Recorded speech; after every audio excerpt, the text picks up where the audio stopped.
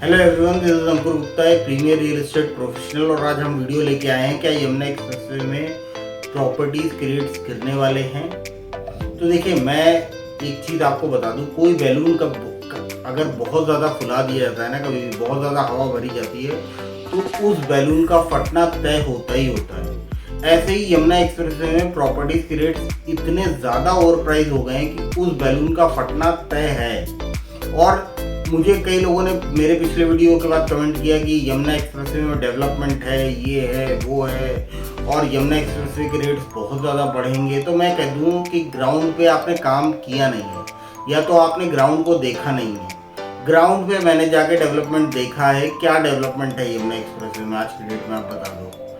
आप यमुना एक्सप्रेसवे की कोई प्रॉपर्टी खरीदने जा रहे हो, 300 मीटर की प्रॉपर्टी की अगर हम बात करें यमुना एक्सप्रेसवे में, कुछ पार्टियां तो 300 मीटर के प्लॉट के लिए सेक्टर 18 और सेक्टर 20 में 2-2 करोड़ रुपए की डिमांड कर रही हैं। ऑलमोस्ट आपका हो गया ये 65,000 से भी ज़्यादा का रेट।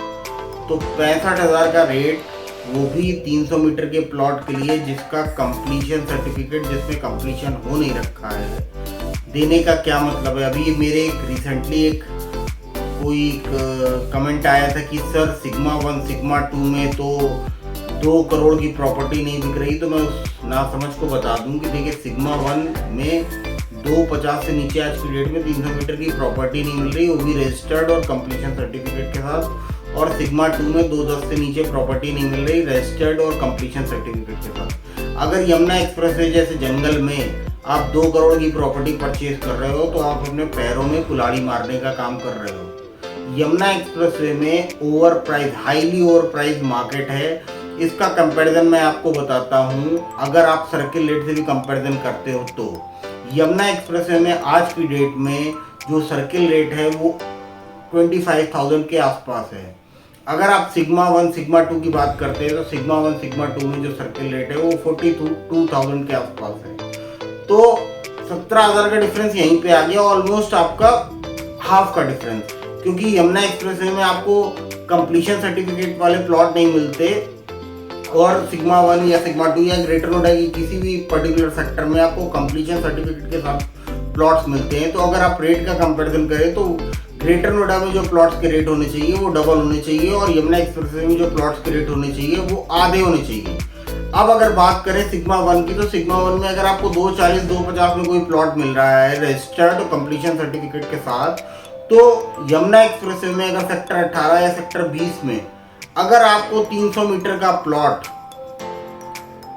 130 135 में नहीं मिल रहा, तो आप बहुत बड़ी गलती कर रहे हो हाईली ओवर प्राइस प्रॉपर्टी खरीदने में। सिंपल सी बात है कि अगर आपको सिग्मा 1 जैसे सेक्टर में 80,000 के रेट पे रजिस्टर्ड और कंप्लीशन सर्टिफिकेट के साथ 300 मीटर का प्लॉट मिल रहा है, तो यमुना एक्सप्रेसवे के सेक्टर 18 या सेक्टर 20 में अगर आप 300 मीटर का रजिस्टर्ड प्लॉट खरीद रहे हो विदाउट कंप्लीशन सर्टिफिकेट, क्योंकि कंप्लीशन सर्टिफिकेट लेने में ही कम से कम 12 से 15 लाख रुपए मिनिमम खर्च हो जाता है।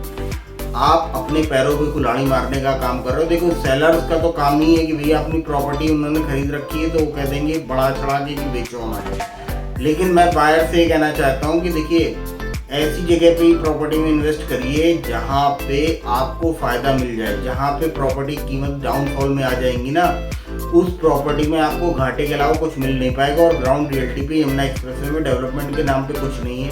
रादर देन आप स्पेंड करिए ग्रेटर नोएडा में, क्योंकि ग्रेटर नोएडा में ऑलरेडी डेवलप्ड सेक्टर है, डेवलप्ड सिटी है, ये स्मार्ट सिटी है। यमुना एक्सप्रेसवे में सिवाय आपको एक एयरपोर्ट के अलावा कोई और सपना दिखाया भी नहीं जा रहा और दिखाया भी नहीं जा सकता।